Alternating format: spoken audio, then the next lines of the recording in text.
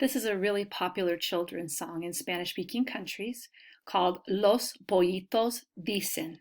The little chicks say. So we'll just go through a few new vocabulary words and then we'll sing the song. So pollitos, this is pollo, like little chicks, but it has ito because it makes it a little smaller. And you'll notice that the sound that they say is pío, pío, pío. Cuando tienen hambre, hambre means hungry, to be hungry.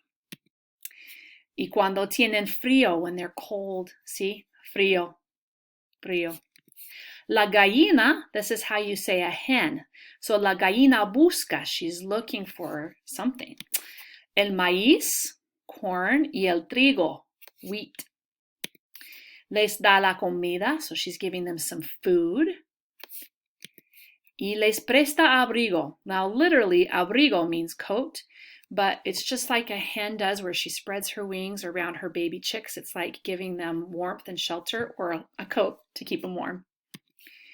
And then the little pollitos are going to go to sleep. This is the verb dormir. It's changed just a little bit.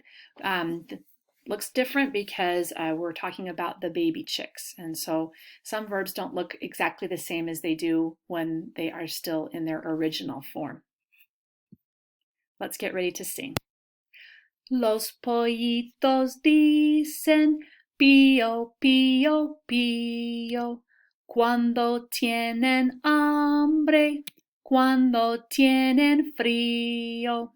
La gallina busca el maíz y el trigo, les da la comida y les presta abrigo. Pío, pío, pío, duermen los pollitos. Pío, pío, pío, duermen los pollitos.